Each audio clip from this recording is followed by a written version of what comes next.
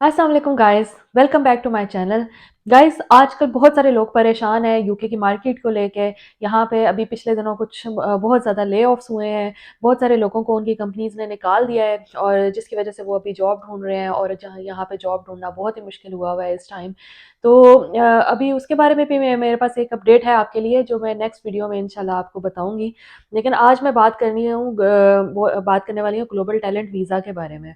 तो गाइज़, क्योंकि job market down है, जॉब्स आसानी से मिल नहीं रही हैं, तो मैंने सोचा आपको एक और रूट बताते हैं कि जिसके थ्रू आप यूके में फिर भी आ सकते हैं।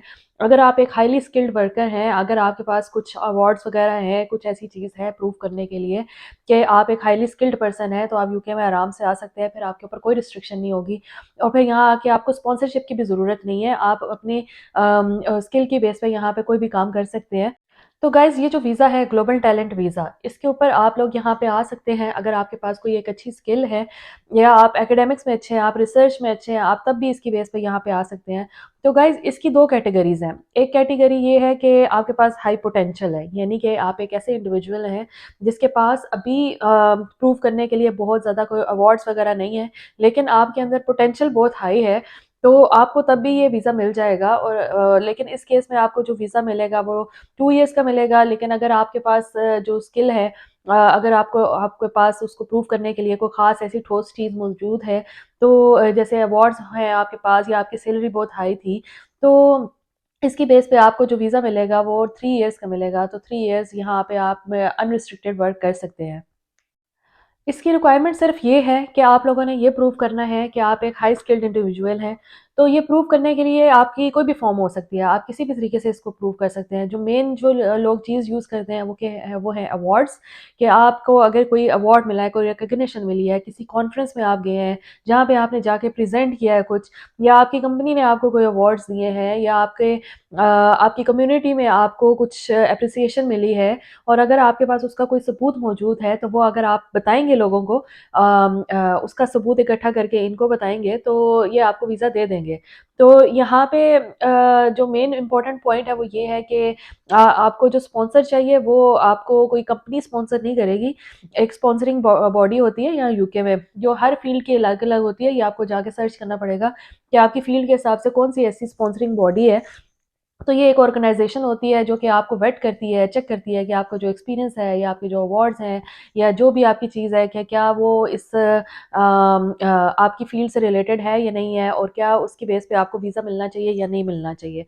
तो जब आप ये वेट करवा लेंगे और आपको स्पॉन्सरशिप मिल जाएगी उस कंपनी की तरफ से, उस ऑर्गेनाइजेशन की तरफ से, तो फिर ग्लोबल टैलेंट वीज़ा आपको आसानी से मिल जाएगा। फिर उसके ऊपर रिजेक्शन आने का कोई ख़ास चांस नहीं होता है।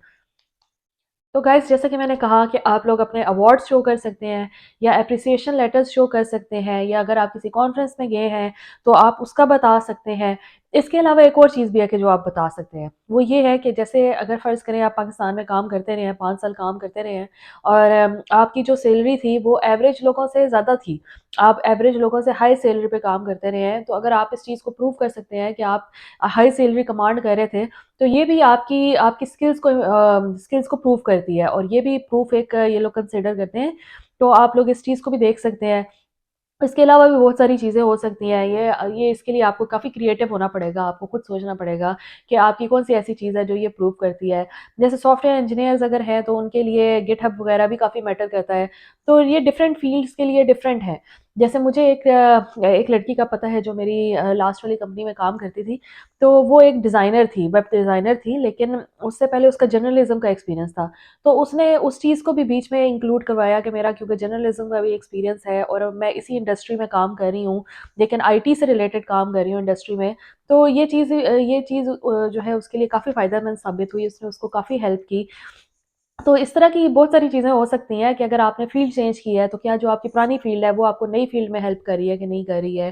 कि उसका किस तरह से इफ़ेक्ट आ रहा है आपकी नई फ़ील्ड के अंदर?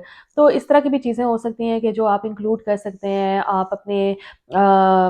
आपने अगर कोई रिसर्च की है, तो आप ये बता सकते हैं कि आपका जो रिसर्च पेपर है, वो कहाँ पब्लिश हुआ है, या आपके अगर मल्टीपल रिसर्च पेपर्स हैं, तो आप लोग ये बताएँ कि आपके जो रिसर्च पेपर्स हैं, वो कहाँ पब्लिश हुए हैं, उनके ऑथर्स आपने किन-किन के साथ काम किया है। इस तरह की बहुत सारी चीज़ें हैं, ये अब आपको क्रिएटिव होना पड़ेगा, क्रिएटिव होकर सोचना पड़ेगा। अगर आप क्रिएटिव होंगे तो आपको ये वीज़ा बहुत ही आसानी से मिल जाएगा, इतना मुश्किल वीज़ा नहीं है, यहाँ पे बहुत सारे लोग इसको लेते हैं। तो बस इसकी मेन रिक्वायरमेंट यही है कि आपके पास कोई चीज़ ऐसी होनी चाहिए कि जो आप शो कर सकें, और इसका जो मेन फ़ायदा है वो ये है कि आपको अनरिस्ट्रिक्टेड वीज़ा मिल जाता है, आप किसी कंपनी के साथ बाउंड नहीं होते हैं। आप जिस कंपनी के साथ चाहें उस कंपनी के साथ काम कर सकते हैं, और आपके ऊपर किसी किस्म की कोई रिस्ट्रिक्शन नहीं होती है। तो गाइस, आप लोगों ने जब इस वीज़ा के लिए अप्लाई करना है या स्पॉन्सरिंग बॉडी को अपनी डॉक्यूमेंट्स भेजनी है, तो आपने वो पूरा ध्यान रख के भेजनी है कि आप बिल्कुल सही तरीके से भेज रहे हैं। कोई भी उसमें फ्रॉड नहीं होना चाहिए। जो भी आप भेजें डॉक्यूमेंट, वो लेजिटिमेट होनी चाहिए। और इसके लिए अगर आपको कोई लॉयर भी हायर करना पड़ता है और अगर आपके पास ये रिसोर्सेज़ हैं तो आपको कर लेना चाहिए, क्योंकि ये काफ़ी इंपॉर्टेंट चीज़ है। अगर आपका ये वीज़ा लग जाता है तो आपके लिए काफ़ी आसानियाँ यहाँ पे पैदा हो जाएँगी। तो आप इसके ऊपर भी फ़ोकस कर सकते हैं। ये एक अच्छा वीज़ा है स्किल्ड वर्कर के बाद। स्किल्ड वर्कर यानी कि एक अच्छा वीज़ा है, लेकिन उसके ऊपर रिस्ट्रिक्शन होती है काफ़ी ज़्यादा। तो ये वाला जो वीज़ा है ये स्किल्ड वर्कर वीज़ा ही है काइंड ऑफ, लेकिन इसके ऊपर कोई रिस्ट्रिक्शन नहीं है, तो ये उससे भी अच्छा वीज़ा है। तो अभी फ़िलहाल क्योंकि स्किल्ड वर्कर वीज़ा ज़रा मुश्किल हुआ हुआ है, कंपनीज़ उसको इतनी आसानी से दे नहीं रही हैं, लोगों को जॉब्स नहीं मिल रही हैं। जॉब्स के यूके में काफ़ी मसले चल रहे हैं। अभी अगर आप लोगों ने न्यूज़ पढ़ी हो तो आया था कि लास्ट ईयर यूके में रिसेशन था। तो अभी रिसेशन तो काफ़ी बेहतर हो रहा है, अभी कंपनीज़ बेहतरी की तरफ जा रही हैं, और अभी हायरिंग नहीं हो रही है। अभी हायरिंग होना बंद हो गई है। फ़िलहाल हायरिंग एक्चुअली हो रही है, लेकिन सिर्फ़ ब्रिटिश लोगों के लिए या कि यूरोपियंस हैं, क्योंकि उनके लिए थोड़ी आसानी होती है। लेकिन जो आउट ऑफ़ द कंट्री लोग हैं उनके लिए ज़रा मुश्किल है, स्पॉन्सरशिप नहीं मिल रही है। तो अभी के जो हालात चल रहे हैं इनमें सबसे बेहतर यही है कि आप कोई दूसरा रूट इख्तियार करें। आप कोई जॉब सीकर वीज़ा भी ले सकते हैं, लेकिन उसके केस में भी यही होगा कि आपको आके पहले जॉब ढूँढनी पड़ेगी। लेकिन मेरे ख़्याल से सबसे अच्छा रूट अगर आप लोग ले सकते हैं तो वो यही है कि आप ये वाला ले लें, ग्लोबल टैलेंट वीज़ा। तो इसके ऊपर आपको कोई रिस्ट्रिक्शन नहीं होगी, सबसे इम्पोर्टेंट बात है। आप आराम से यहाँ काम कर सकते हैं, आपको किसी बात की टेंशन नहीं होगी कि अगर जॉब चलेगी तो क्या होगा? क्योंकि अगर आपकी जॉब चलेगी तो आप दूसरी जॉब कर सकते हैं। आपके ऊपर रिस्ट्रिक्शन तो है नहीं कि आप किस कंपनी में काम कर सकते हैं और किस कंपनी में काम नहीं कर सकते। तो गाइज़, आज मैंने आपको बताना था ग्लोबल टैलेंट के वीज़ा के बारे में, जो कि मैंने आपको बता दिया है। कुछ इन्फॉर्मेशन मैंने आपको दी है, बाकी इसके ऊपर क्रिएटिव होने के लिए आपको खुद ही कुछ करना पड़ेगा, खुद क्रिएटिव होना पड़ेगा, जाके रिसर्च करनी पड़ेगी गवर्नमेंट की वेबसाइट पे। तो आप लोग वो सब करें, और इंशाल्लाह आप इस चीज़ में कामयाब हो जाएँगे। और गाइज़, अगर आप लोग चाहते हैं कि मैं इस तरह की वीडियोज़ और बनाऊँ तो प्लीज़ मुझे कमेंट करके बताइएगा, और ये भी बताइएगा कि आप किस तरह की वीडियोज़ देखना चाहते हैं। और मैं इंशाल्लाह मिलती हूँ आपको नेक्स्ट वीडियो में, तब तक के लिए अल्लाह हाफ़िज़।